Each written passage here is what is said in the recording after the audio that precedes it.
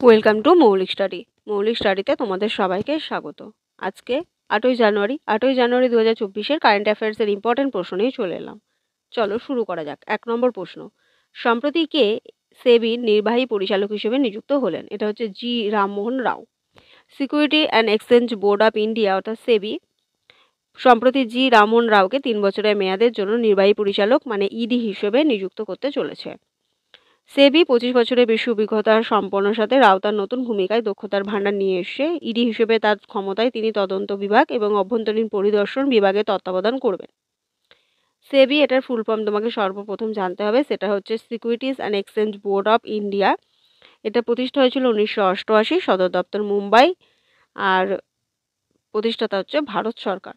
পরের প্রশ্ন 2 নাম্বার, সম্প্রতি কে all India rubber industries association এর নতুন প্রেসিডেন্ট হিসেবে নিযুক্ত হয়েছেন? এটা হচ্ছে Shashi Singh. All India rubber industries association সম্প্রতি রাবার শিল্পের প্রতিনিধিত্বকারী অগ্রণী কর্তৃপক্ষ একটি উল্লেখযোগ্য নেতৃত্ব পরিবর্তনের কথা ঘোষণা করেছে। সেখানে রমেশ কেজরিওয়ালের স্থলাভিষিক্ত হয়ে নতুন রাষ্ট্রপতি নির্বাচিত হয়েছেন প্রেসিডেন্ট হিসেবে শশী সিং। তিনি এর আগে সিনিয়র ভাইস প্রেসিডেন্ট হিসেবে দায়িত্ব পালন করতেন। পরের প্রশ্ন 3 নাম্বার, সম্প্রতি কে চাঁদ প্রজাতন্ত্রের অন্তর্বর্তীকালীন প্রধানমন্ত্রী নিযুক্ত হয়েছেন? এটা হচ্ছে সাকসেস মাসরা। চাঁদের অন্তর্বর্তীকালীন সরকার প্রধান যে প্রাক্তন বিরোধী দলের নেতা ছিলেন সাকসেস মাসরা, তাকে চাঁদের প্রধানমন্ত্রী হিসেবে নিয়োগ দিয়ে বেসামরিক শাসন প্রতিষ্ঠার দিকে একটি গুরুত্বপূর্ণ পদক্ষেপ নিয়েছেন। যিনি সম্প্রতি নির্বাসন কাটিয়ে দেশে ফিরেছেন, মাসরার কথা বলছি, এবং এই সময় যে ক্রান্তির সময় একটা তিনি গুরুত্বপূর্ণ ভূমিকা পালন করবেন বলে আশা করা যাচ্ছে। চাঁদ প্রজাতন্ত্র বা চাঁদ এটা উত্তর ও মধ্য আফ্রিকার সংযোগস্থলে অবস্থিত একটি ল্যান্ডলক দেশ। আফ্রিকা মহাদেশে অবস্থিত। রাজধানী হচ্ছে এনজামেনা। মুদ্রা হচ্ছে মধ্য আফ্রিকান সিএফএ ফ্রাঙ্ক এবং অফিসিয়ালি ভাষা হচ্ছে ফরাসি আরবি। পরের প্রশ্ন 4 নাম্বার, সম্প্রতি কোন রাজ্য গুণোৎসব 2024-এর 5ম সংস্করণ শুরু করেছে? এটা হচ্ছে আসাম করেছে।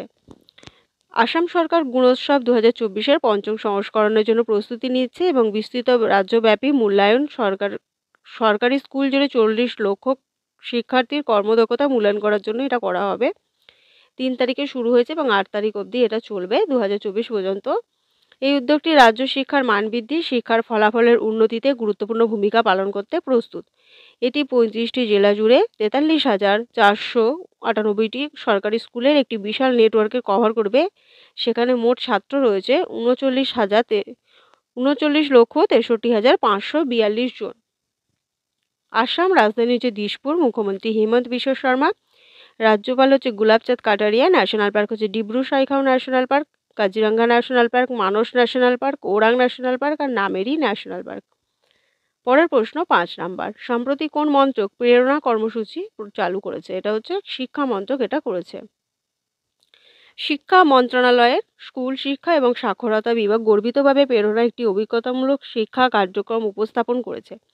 এই অনন্য উদ্যোগটির লক্ষ্য হলো নবম থেকে দ্বাদশ শ্রেণীর শিক্ষার্থীদের নেতৃত্বের গুণাবলীর সাথে ক্ষমতায়ন করা এবং তাদের একটি অর্থবহ এবং অন্যান্য এবং অনুপ্রেরণাজনক অভিজ্ঞতা প্রদান করা।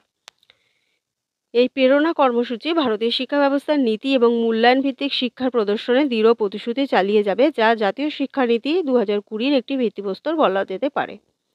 পরের প্রশ্ন 6 নাম্বার, সম্প্রতি দুবার কোন হয়ে গেছে, কোন সংস্থা রেল বিকাশ নিগম লিমিটেড এর সাথে মাল্টি মডেল প্রকল্পের জন্য সমঝোতা স্মারক স্বাক্ষর করেছে বা মো? এটা হচ্ছে আরইসি লিমিটেড করেছে। আরইসি লিমিটেড এবং রেল বিকাশ নিগম লিমিটেড একসাথে মো স্বাক্ষরটা করেছে। Maharatna central public sector enterprise REC limited 1969 সালে বিদ্যুৎ মন্ত্রকের অধীনে প্রতিষ্ঠা হয়েছিল। এটি রেল বিকাশ মন্ত্রক লিমিটেডের একটির সাথে মো স্বাক্ষর করেছে। এর লক্ষ্য তাদের হচ্ছে সহযোগিতার লক্ষ্য টাকা পর্যন্ত আর্থিক সহায়তা প্রদান করা। 5 বছরে বিভিন্ন ইনফ্রাস্ট্রাকচার প্রজেক্টের জন্য 35,000 কোটি টাকা বিনিয়োগ করেছে, যা এই সেক্টরকে প্রয়োজনীয় উন্নয়ন চালানোর জন্য উভয় সংস্থার প্রতিশ্রুতিকে প্রদর্শন করে। রেল বিকাশ নিগম লিমিটেড এটা হচ্ছে ভারতের কেন্দ্রীয় পাবলিক সেক্টর এন্টারপ্রাইজ, যা প্রকল্প বাস্তবায়ন, পরিবহন যে অবকাঠামো উন্নয়নে রেল মন্ত্রক নির্মাণ শাখা হিসেবে কাজ করে। প্রতিষ্ঠা হয়েছিল 2003 সাল। সদর দপ্তর হচ্ছে নয়াদিল্লি। পরের প্রশ্ন 7 নাম্বার, সম্প্রতি কোন রাজ্য inter operable criminal justice system আইসিজেএস বাস্তবায়নে এগিয়ে আছে? এটা হচ্ছে উত্তরপ্রদেশ। পরপর তৃতীয় বছরের জন্য Uttar Pradesh inter operable criminal justice system প্ল্যাটফর্মের সর্বোচ্চ প্রবেশের হার অর্জন করেছে, যা বিচার প্রশাসনের প্রযুক্তি ব্যবহার রাজ্যের প্রতিশ্রুতি প্রদর্শন করে। আইসিজেএস প্ল্যাটফর্ম সুপ্রিম কোর্টের কমিটির একটি মস্তিষ্ক প্রসূত এবং স্বরাষ্ট্র মন্ত্রক দ্বারা বাস্তবায়িত। ভারতের ফৌজদারি বিচার ব্যবস্থার দক্ষতা বৃদ্ধিতে একটি গুরুত্বপূর্ণ ভূমিকা পালন করে। Inter operable criminal justice system এটা হচ্ছে একটা প্ল্যাটফর্ম, যা হচ্ছে একটি বিপ্লবী ধারণা সুপ্রিম কোর্টের কমিটি দ্বারা প্রস্তুত হয়েছে এবং স্বরাষ্ট্র মন্ত্রক দ্বারা কার্যকর করা হয়েছে। এই প্ল্যাটফর্ম সূচনাটি ভারতীয় বিচার ব্যবস্থা, তথ্য ও যোগাযোগ প্রযুক্তি আইটিসি একীভূত করার জন্য এবং কমিটি দ্বারা একটি কৌশলগত roadmap, national policy and action plan এর প্রস্তুতির জন্য তৈরি। এবং এর উদ্দেশ্য হচ্ছে পুলিশ, জেল, আদালত এবং ফরেনসিক সায়েন্স ল্যাব সহ ফৌজদারি বিচার ব্যবস্থার মূল উপাদানগুলির মধ্যে ডেটা বিনিময় যাতে সুবিধা হয় তার জন্য। উত্তরপ্রদেশ রাজধানী লখনৌ, মুখ্যমন্ত্রী যোগী আদিত্যনাথ, রাজ্যপাল আনন্দীবেন প্যাটেল, আর ন্যাশনাল পার্ক হচ্ছে দুধুয়া ন্যাশনাল পার্ক। পরের প্রশ্ন ৮ নম্বর। সম্প্রতি কে রাম মন্দির রাষ্ট্র রাম আকসাজি বিরাস্ত বইটির উন্মোচন করেছেন? এটা হচ্ছে কেরালার রাজ্যপাল আরিফ মোহাম্মদ খান, তিনি এটাই উন্মোচন করলেন। সাংস্কৃতিক একটি অনুষ্ঠানে কেরালার গভর্নর আরিফ মোহাম্মদ খান তিনি দিল্লির রং ভবন অডিটোরিয়ামে রাম মন্দির রাষ্ট্র মন্দির আকসাজি বিরাস্ত শিরোনামের বইটি উন্মোচন করেছেন। বই লঞ্চ অনুষ্ঠানে বিশ্ব হিন্দু পরিষদ ও সভাপতি অলোক কুমার এবং শ্রীরাম জন্মভূমি তীর্থক্ষেত্র কোষাধ্যক্ষ গোবিন্দগিরি মহারাজ সহ বিশিষ্ট ব্যক্তিরা এখানে উপস্থিত ছিলেন। পরের প্রশ্ন ৯ নম্বর। সম্প্রতি কোন দেশ প্যারিস অলিম্পিকের জন্য অনলাইন সেনজেন ভিসাতে ডিজিটাল লিভ নিয়েছে? এটা হচ্ছে ফ্রান্স।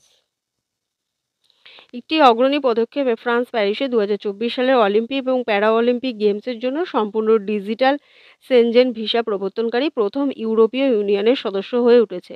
1 জানুয়ারি 2024 থেকে শুরু হওয়া সদ্য চালু হওয়া অলিম্পিক কনসুলেট সিস্টেমটি ফ্রান্স ভিসা পোর্টালের মাধ্যমে কাজ করে, যা 15,000 আন্তর্জাতিক ক্রীড়াবিদ এবং 9,000 সাংবাদিক এবং বিদেশি প্রতিনিধিদের আবেদনকে প্রক্রিয়াকে সহজতর করবে। 70,000 ভিসার জন্য আবেদনগুলি একচেটিয়াভাবে অনলাইনে প্রক্রিয়া করা হবে।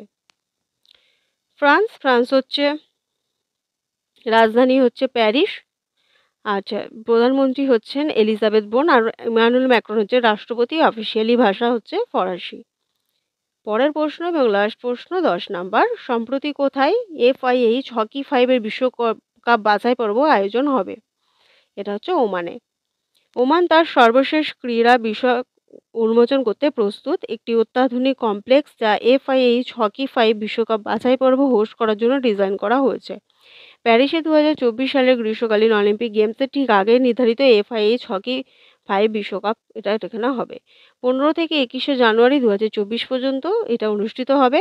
অত্যাধুনিক স্টেডিয়ামে অভিজাত আন্তর্জাতিক দলগুলির মধ্যে তীব্র প্রতিযোগিতা হবে। নবনির্মিত স্টেডিয়ামটি একটি অসাধারণ ধারণ ক্ষমতা আছে, সেখানে একসাথে টুর্নামেন্ট চলাকালীন 5,000-এর বেশি দর্শক থাকতে পারবে। ওমান এটা হচ্ছে পশ্চিম এশিয়ায় অবস্থিত। রাজধানী হচ্ছে ম্যাসকট এবং মুদ্রা হচ্ছে ওমানি রিয়াল। এই ছিল আজকের সমস্ত ডিটেলস। ভিডিওটা ভালো লাগলে লাইক করো, বন্ধুদের সাথে শেয়ার করো এবং চ্যানেলে নতুন হলে অবশ্যই চ্যানেলটি সাবস্ক্রাইব করো। আজকে এতটুকুই।